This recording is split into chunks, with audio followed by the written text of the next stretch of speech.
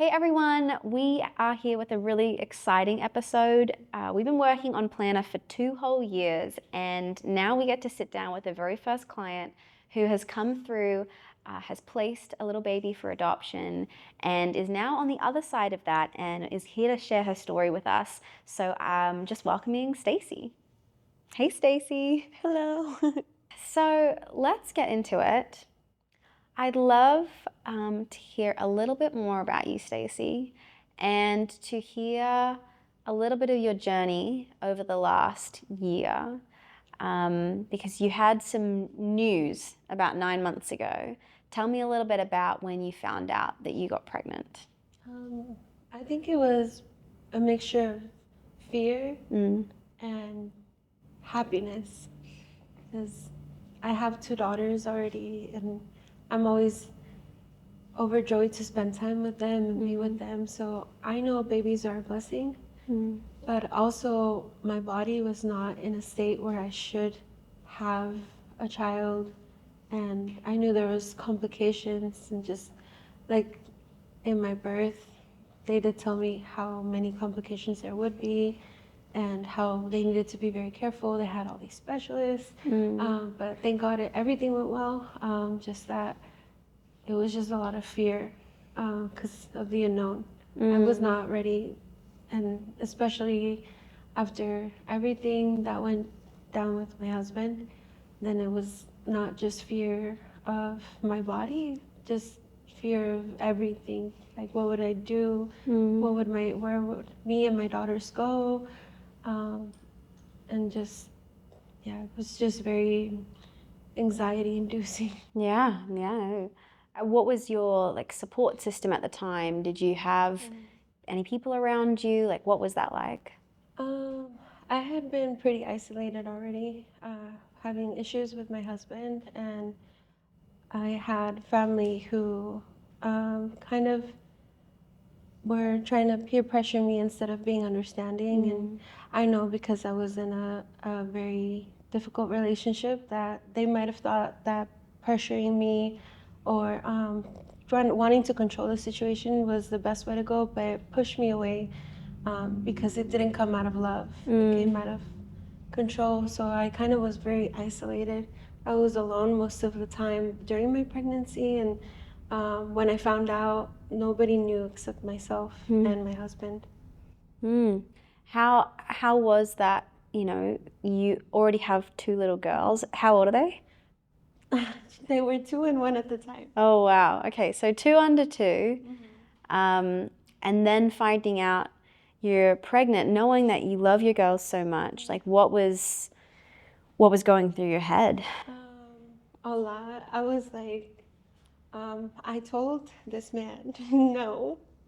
Um, and I tried to do things to prevent the pregnancy.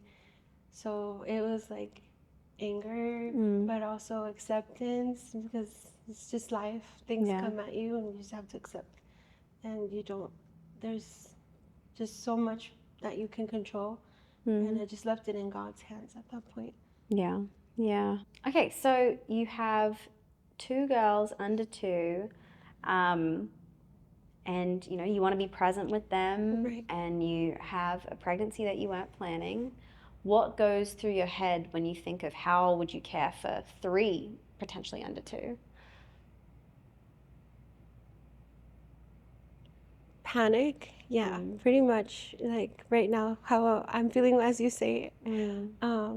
3 under 3, 'cause 2 under 2 is hard, especially by yourself. Yeah. But I just know that each of my children require not too much, but they're definitely very, they're the type of children that need you to be present in every moment.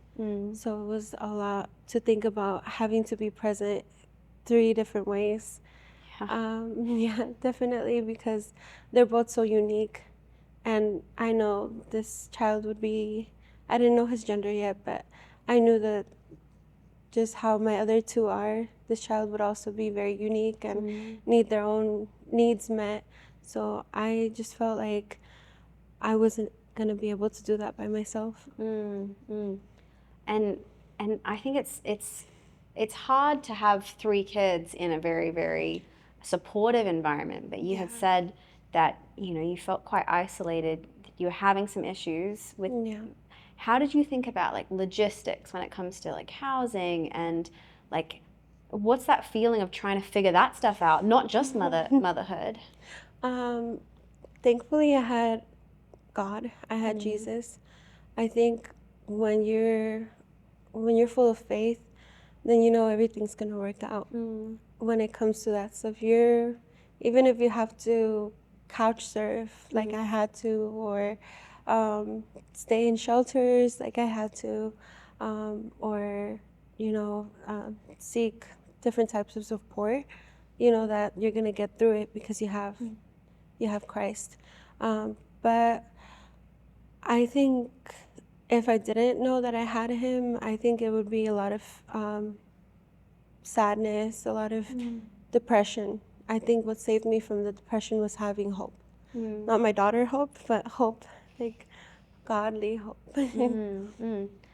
Okay, so tell me a little bit about, you have this pregnancy, you are overwhelmed, you said feeling panic, not sure what to do, you don't have the support. What kind of options were going through your mind? What kind of information did you know? Like as you were trying to make a decision around what you would do in response to this pregnancy, what were some of your thoughts that were going through your mind? I was thinking I had to scratch the bottom of the barrel, that I had to do what I needed to do. Like I had to be strong because I don't just have myself to look out for. So whatever I felt wasn't really a priority. It had to be done. Like housing had to be done, food had to be done, things had to be done. You're kind of in the moment where you don't allow yourself to even breathe. You just go, continue going. And did you know immediately that adoption was the right thing for you? Did you consider, you know, parenting? Did you consider abortion? Like, how is it coming to that decision of what you ended up doing? Abortion was presented to me, but it seemed like such a unnecessary thing because I knew that I can do all things through Christ. So I knew that I couldn't take that option. It wasn't an option. And when it was presented to me, I just felt like I couldn't do that to myself, my body. It's an intense thing to go through. A lot of people think it's the easy way out, but it's not. It really isn't, because after you get the procedure done, there's a lot that your body does go through, and then it's also very emotional. So then I considered parenting and just having, like I said, my daughters, they have their own specific needs. They're very unique, and they're very they love to interact, and they love to have time with you, and they want all the love and all the affection, and every child deserves that. So I just kept on thinking that I was just stretching myself too far. I wasn't going to be able to parent him the way he needed. And then so adoption was pretty much the kindest thing that I could do for this child. What did you know about adoption? Did you know much about the process? Was there any things that were different to what you maybe originally thought? Not much, actually. I know that a lot of people that choose to adopt are very loving, open-minded people.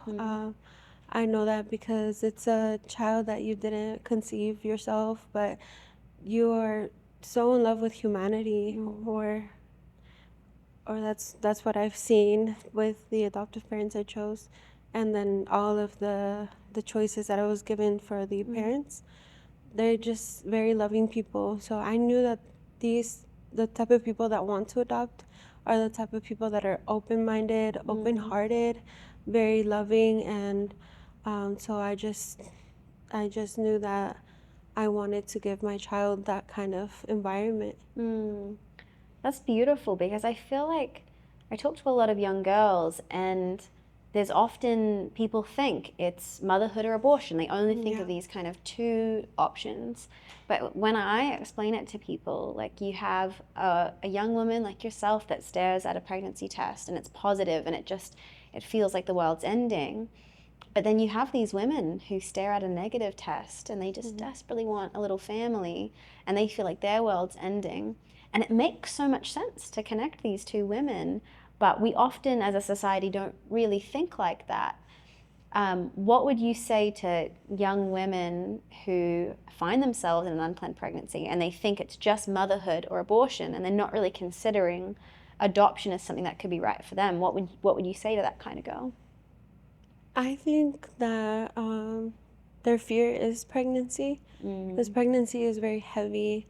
It is something that changes your body and brain chemistry, and I think that's what the fear about adoption is. Basically, they don't want to go through the process of creating a human being and then having that child to another parent. I would say it is a life-changing event to be pregnant, but at the same time, it's not that. Your body is so resilient and it heals, and it's such an experience that strengthens you down to your core. Like, you went through this event and you survived, and you're stronger than before, because I can honestly say from my own experience that I'm mentally stronger, and then I know that I can rebuild myself and have the assurance now that I'm gonna be okay, no matter what. So I think to all the young girls that have this unplanned pregnancy, you're gonna be okay if you go through the pregnancy, and you're gonna be able to get through it. That's a beautiful response. You're really well spoken. What was the experience like? Like, obviously, Plana is brand new, and you probably had never heard about us because we hadn't, we've not been around for very long. What was your first experience like learning about Plana, learning about what we do, and that first kind of interaction with our organization? Yeah, like, I hadn't heard of you guys. I was connected through the place that I was staying in. They were like, you know, you're having a high risk pregnancy and we can't accommodate to you. We don't know what to do with you. And I was like, I don't know what to do either. But you guys stepped in, like, it seemed like at the right time, at the right moment, because I was pretty much like applying everywhere, not knowing where to go, what to do, and then you guys showed up like, here's a flyer, and I was like, okay, I'll think about it. So that was the time that I was like, okay, we have to take this seriously, his adoption, the thing that we want, because this is gonna get it kickstarted. Yeah. So you guys practically helped the adoption process get kickstarted and helped like ease the process. I'm so glad to hear that. And what was your relationship with your care coordinator like? Like, what were some of the things she helped you with, or what kind of feeling did you walk away with when you interacted with her? You guys just offered very like a lot of resources that I didn't think that you guys would offer. Like, when I was in time of need, I can honestly rely on your care coordinators. Very sweet, very kind. They're great. Yes, they're great. They're like just so humane, like so relatable. You can just easily connect, and it's really nice. I kind of left feeling like I found a present. Like this is great. Like, yeah. Oh, praise God. Amen. Okay, so you go through, you've got different things like housing or different resources that are popping up, and your care coordinator's there to kind of help you through and get you connected to the things you need. And then you get kind of 3/4 of the way through your pregnancy and you're starting to pick families, right? And I think this is a really big thing that a lot of young women think that adoption is I place my child for adoption and then the baby gets whisked away and placed with someone that I don't know. And so many women don't realize that they get to pick the family. What was that experience like, picking the family that would raise your little baby? I think it was out of this world. How can I say? They surpassed my expectations, the adoptive parents that I chose. Pretty much, seems like I've known them forever now. Oh, that's sweet. Yeah, it really is sweet. Like it's great. This mother is like what you would picture a mom to be. Like she bakes blueberry muffins that are big and sweet, and she's like a sunflower. I don't know. There's just like motherly energy all around, and has such a great relationship. So compatible with her husband, but they're just both like so united. I think choosing them was like, it wasn't easy because there's so many great parents out there, and you do get like all of their qualities and who they are, their background story, their love story, their marriage. You get to decide like, is it gonna be a family that has no children, or is it a family that already has children? Is it a family that loves God, or is it a family that is just united together just because they're like very compatible? Like, I think when I chose them, I took my sweet time. They gave me, based on what I had told them that I wanted, they gave me like a list of people that I could choose from, and they did a really good job. Like, that's why it was really hard for me to choose out of them. So I did interview 2 families. Okay. Yeah, I thought about all of them that they gave me, and then I interviewed 2. I gave them really specific questions, based on like my life experiences, and based on how they answered, that's how I was able to choose them. Because, yeah, so many great options as parents, but to me, child safety and the education that they're going to put into the child and the people that they have around the child is very important to me, just because of what I've been through in life. So they're very conscious of the world and the dangers that surround the world right now, the change in society, and they're very also sweet. So they're very grounded people. That's so great. And to be able to pick a family and like, I imagine that you were probably like imagining the future that your little boy would have, right? Right. What kind of future do you imagine for little Leo, right? Yes, Leo. What kind of future do you imagine for little Leo? So much fun, so much safety, so much joy. I know that they're, like I said, they're very grounded, they're very level-headed, but they're very sweet, and they're very fun people. They're just very self-assured too. So I know he's just gonna have so much safe fun. He's not gonna get hurt. He has an older brother, and Sweet. it's very sweet. So I know he's just gonna have the best time with his parents. Oh, that's so great. And that's like every mother's dream, right? Right. Is to just know that your children are growing up happy and safe. Yeah. And for your 2 little girls, like, what's your dream for them as they grow up and you get to be close with them? What's your dream for their future? To be confident, for them to be content, and for them to love themselves. Just no matter what they do or who they are or what they become, just for them to be happy, content, and confident. That's such a great word for like to raise little girls to grow into women that are confident. That's such a big lack, I feel like, so often. But, you know, confident girls, you know, can really change the world and can go after what they want. That's so great. And then, like, you know, we often so often focus on you're a mother, so you're selfless. You're, you know, making all these decisions for your children, but for your own future, you know, to have a little moment to think, what do you want for like your hopes and dreams and for your life? What are some of the things that you envision of, hey, I'd really love to do this, or I'd really, if I could, do anything with my life, this is what it would be. Do you have any like thoughts around that? I think recently I've been getting those thoughts, just to do maybe voice acting, Oh, that's cool. something surrounding like just also gifts that God has already given me. I also like to sing just because a lot of people like it when I sing. So maybe just do something surrounding that just to grow in my talents and not make them go to waste. I love that because, yeah, I really want Plana to be a place that, women come and they know that their children's futures are secure, but they're going to be championed as well to follow and pursue things that make, you light up. Because I feel like children can always sense when their parents are really lit up from something they're passionate about, which I think is so beautiful.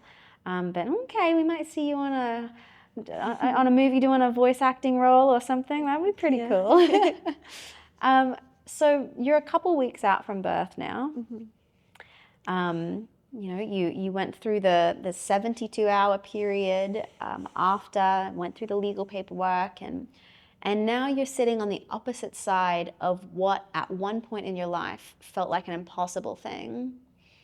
How does it feel to be on the recovery side of something that at one moment felt like complete panic? Like relief. Yeah, pretty much. Like, I think everything's gonna be okay, but now you can feel that everything's gonna be okay. And how does it feel to like come back? Because pregnancy is hard, right? And it takes a real toll on you to be able to come back to your little girls and to be able to, do you feel like you have kind of more bandwidth and more energy to be able to interact and play with them? Yes. Yeah, I know, I can see it on their faces that it's a different experience that they're having with me, a different like relationship. I'm more at ease. I'm able to carry them now that I don't have the big belly. Yeah. It's a big boy. Yeah. Yeah. The vision that I really have for Plana is for this experience to be, ultimately we want to make sure that no woman's finding herself in a situation to have an unplanned pregnancy. We want to help educate women, help give resources out. But if that happens, I just want more women to know that this is an option for them. And I want more women with infertility and more women with unplanned pregnancies to connect and kind of, solve each other's biggest issue. And I think about a future in, 5 years, 10 years time, where there's not just one woman, but there's hundreds, maybe thousands of women who are making the decision that, this baby can grow up, it can live a life, I can gift it a life with a family, and then I can also focus on, whether it, one friend I know who you know as well, Tracy, right?